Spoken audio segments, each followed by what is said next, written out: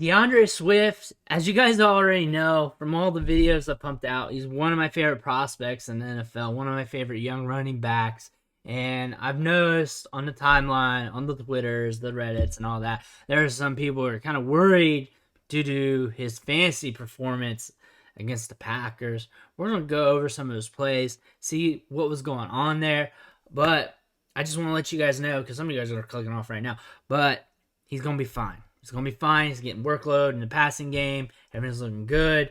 It's just it wasn't an optimal game script matchup for him to succeed. But let's look at the tape. All right, guys, I'm going to run through a few run plays that I have together right now. Boom, boom, boom.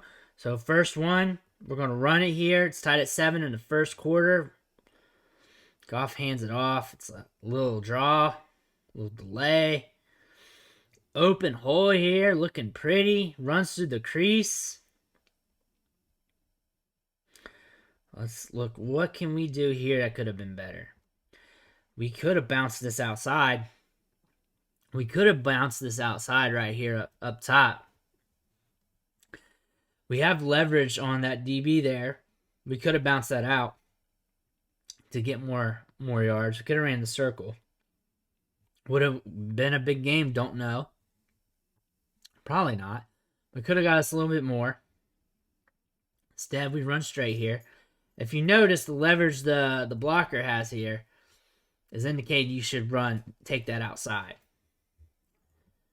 What is there anything that I'm wrong about here? I'm objectively looking. If you would have broke straight out to the right side, he would have broke that leverage.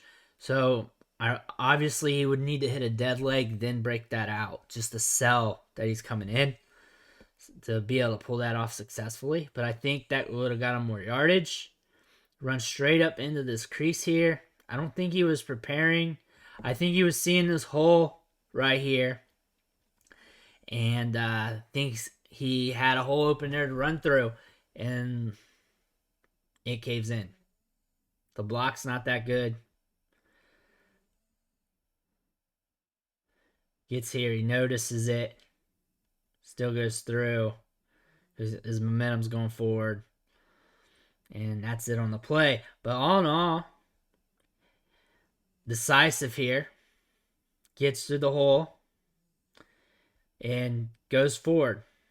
Finishes the play going forward. That's what you want to see. He's not falling down. He's going forward, still trying to churn out yards. Next play. He's in the backfield here. Gets the handoff. Does a little cut.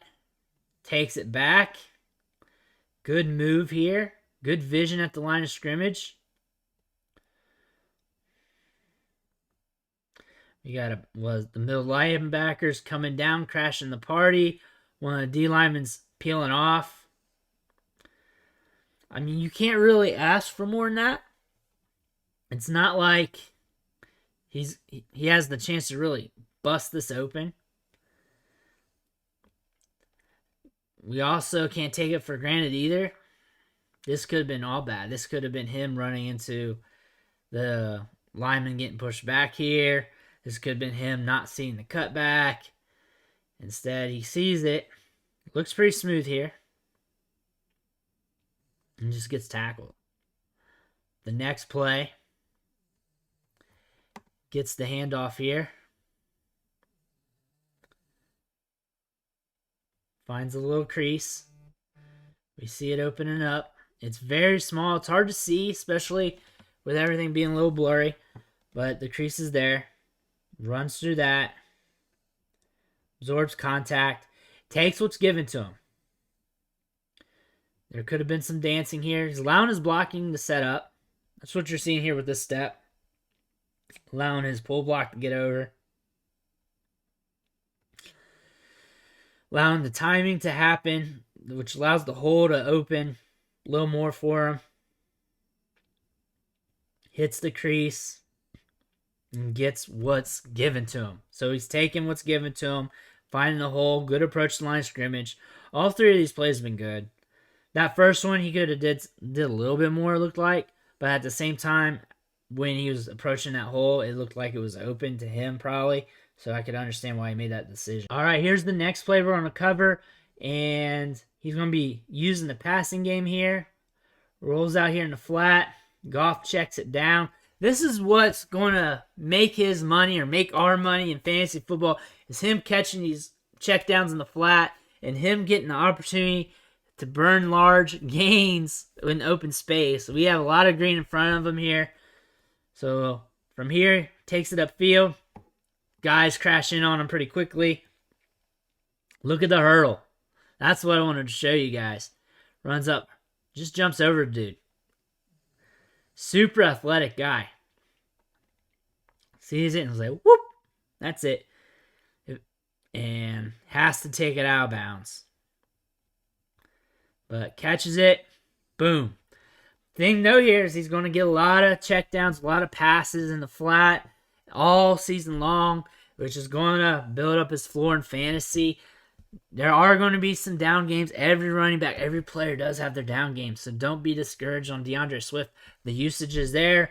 The athleticism is definitely there. The vision's definitely there. The good decisions making's definitely there. There's nothing really to gripe on about his game. Not all matchups work well for him. I mean, this is not the greatest matchup for him. Also, the Packers have been a slow-paced offense this season. As you see here, they're good at corralling running backs. Here's the next play. Slips down the flat. And got space here.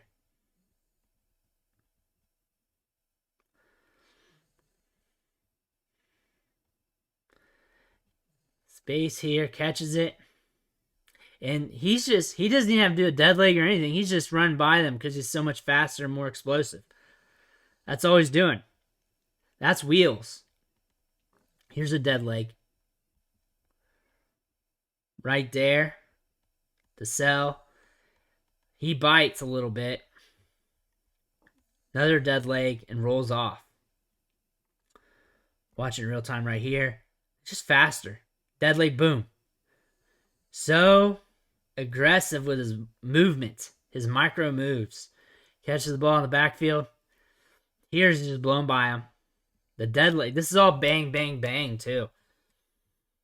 I love how assertive he is when he gets the ball in open space. Bang. The next play we're going to see here is a run up the gut.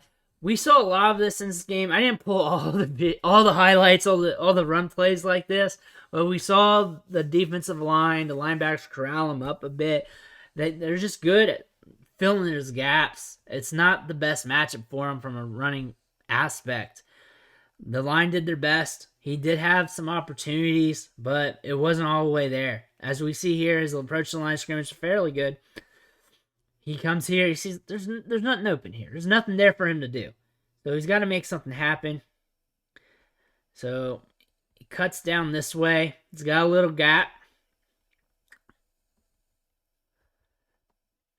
He's got a defender coming in at him. He's able to swerve out here.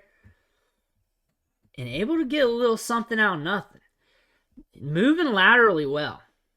Not all running backs can do this. There's not many running backs that can move from here. Get you here. Stop. Get you back here. And then able to move forward and get you yards. That's a very underrated play. Is it going to win you fantasy matchups? No. Is it exciting? No. But watch it happen. He sees it shut down here, looks to the side, sees there's holes. Comes here, sees things are closing up. Dead legs out. Decides to take what's given him here instead of trying to stretch it out even more and get you an extra yard or so. Maybe 2 yards at least. And that's just a good play there. He's just trying his best to make something happen. Nothing's going on for him there. It was a dead play, and he was able to turn nothing into something. And that's a very, very good play there by Swift. I like him a lot. I think he's going to be fine throughout the season. He's going to get workload in the passing game. He's going to be fantasy viable. I still think he has the potential to be an RB1. I think he has damn good potential to be an RB1. This wasn't the best matchup for him. Green Bay is a slow-paced team, so less opportunities from that standpoint. Them gobbling up the run game, and then Detroit wanted to throw it downfield a little bit more, but he did get workload in the passing game still, and I imagine we're going to see more of that in the future and a lot this year. A lot. He's going to get a lot of targets this year. I guarantee he surpasses 80 targets this whole season. But I want to thank you for watching the show, sticking with me. Hit that subscribe button. Every subscription matters. It fuels me to keep putting out this content. Gets me excited to see those numbers go up. And I want to help you guys out with your fantasy teams and everything else. If you got any suggestions, drop them in the comments. I'll try to get back with you, see if I can accommodate you with a video or whatever. But again, I want to thank you for watching the show, and I'll catch you next time.